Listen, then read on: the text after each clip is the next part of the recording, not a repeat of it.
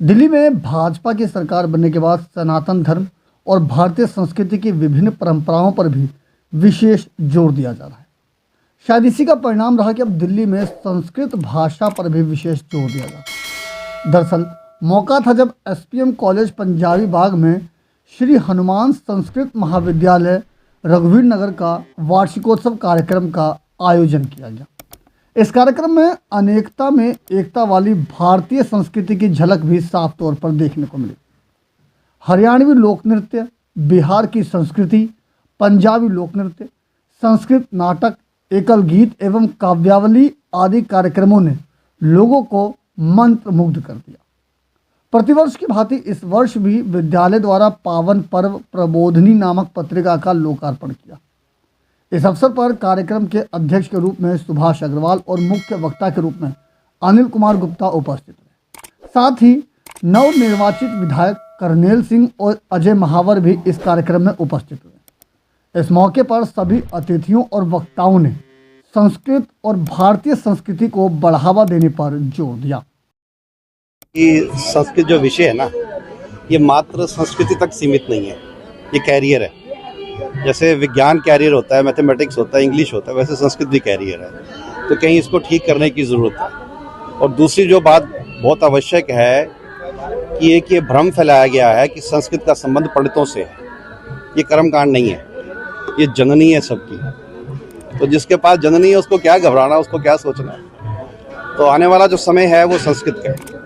आज से 25 साल पहले कोई नहीं सोच सकता था कि एक रिक्शा वाले के हाथ में भी मोबाइल होगा। तो आज आपको एक बात बोल के जा रहा हूँ कि आने वाले 10 वर्ष के अंदर संस्कृत जो है ये संसार के अंदर राज करेगी। तो उसके अंदर जो ये हनुमान संस्कृत महाविद्यालय है उसका भी बहुत अच्छा रोल होगा।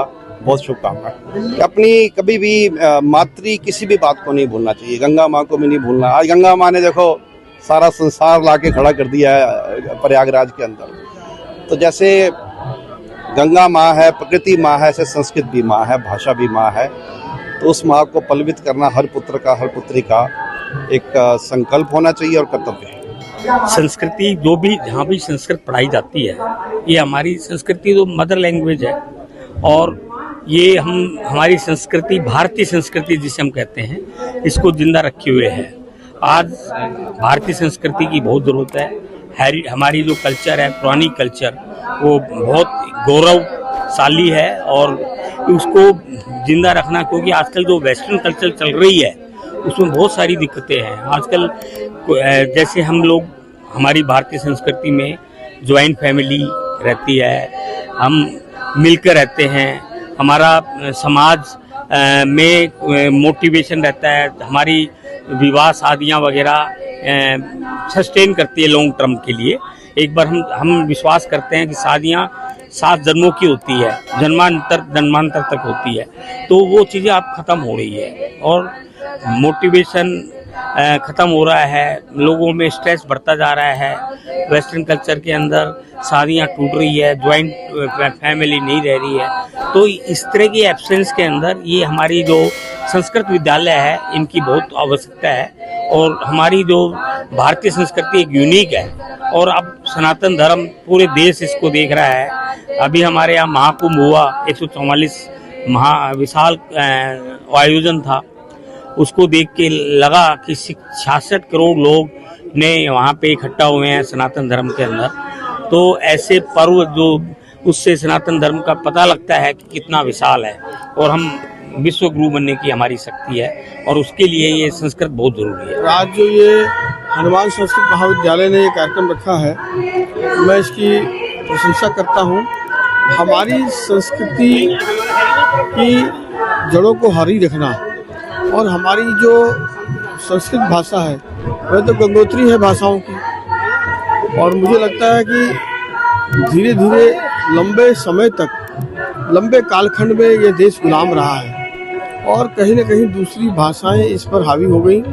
उसमें अंग्रेजियत भी हो, उर्दू हो, किसी से एतराज़ नहीं है, पर अपनी माँ को तो कोई नहीं भूल सकता। और हमारी भाषाओं की माँ संस्कृत है। और इसलिए आपने देखा होगा कि विधानसभा में जब मैंने शपथ ली इस बार, तो मैंने संस्कृत में ही शपथ ली है। और उसका उद्देश्य यही था कि अपनी जड़ों की ओर वापस जाना और अपनी माँ को स्मृति में रखना, जो मेरी भाषाओं की माँ है वो संस्कृत है। और इसलिए इस उत्कृष्ट कार्य के लिए मैं आज हनुमान संस्कृत महाविद्यालय के इस कार्यक्रम की बहुत बहुत प्रशंसा करता हूँ, साधुवाद देता हूँ। संस्कृत से पूरे विश्व की उत्पत्ति हुई है, ये कहूँ तो इसमें कोई वो बड़ी बात नहीं है। आज जितनी भी टेक्नोलॉजी है, कंप्यूटर है और जो कैमरा आप चला रहे हैं, इसका प्रोग्राम भी संस्कृत से बना।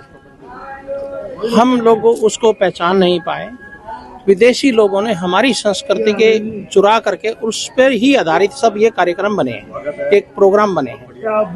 अब हम सनातनियों को ये समझना होगा कि सारे वेदों की सभी रचनाओं का अगर कहीं कोई निवारण है तो वो संस्कृत है।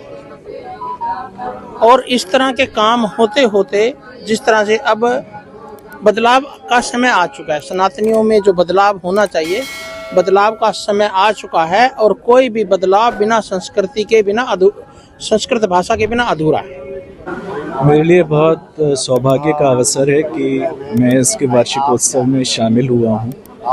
संस्कृत हमारी विश्व की प्राचीनतम भाषाओं में है और भारत की अधिकांश भाषाओं की जननी है। और संस्कृत के लिए बच्चों को जिस प्रकार से प्रेरित कर रहे हैं, गुरुकुल शिक्षा पद्धति से उनको शिक्षा दे रहे हैं, उनके मनोबल को बढ़ाने के लिए और साथ साथ अपनी संस्कृति में गर्व की अनुभूति के लिए यह आवश्यक है कि समाज के हर तबके के लोग जो कि समर्थ हैं और भारतीय संस्कृति से अनुप्राणित हैं, इस तरह के कार्यक्रमों में भाग लें। इसमें भाग लेने से न केवल स्वयं एक संतुष्टि मिलती है, बल्कि जो बच्चे यहाँ शिक्षार्जन कर रहे हैं उनको भी भविष्य के लिए एक दिशा मिलती है। देखिए, हनुमान संस्कृत महाविद्यालय पिछले 47 वर्षों से इस कार्यक्रम को कर रहा है। ये विद्यालय गुरुकुल परंपरा को आगे बढ़ाता है।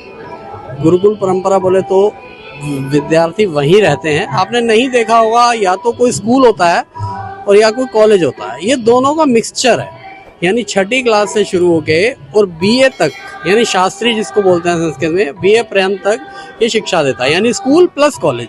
और उसमें भी 16 राज्यों के बच्चे प्लस नेपाल देश के कुछ लोग। और राज्य ऐसे जहां पर संस्कृत बिल्कुल गौण होती जा रही है, जो जिसको 7 सिस्टर बोलते हैं, जैसे मेघालय, मणिपुर, अरुणाचल, वैसे राज्यों के बच्चे वहां आकर रहते हैं, शिक्षा पाते हैं और फ्री ऑफ कॉस्ट उसको हम शिक्षा देते हैं। और पिछले 1978 से निरंतर चलता चला आ रहा है। और अभी हम अपने वार्षिक उत्सव की ओर आगे बढ़ रहे हैं। वार्षिक उत्सव बोले तो स्वर्ण जयंती उत्सव की तरफ आगे बढ़ रहे हैं 2028 में, यानी 3 वर्ष बाद इसको हम स्वर्ण जयंती के रूप में मनाएंगे।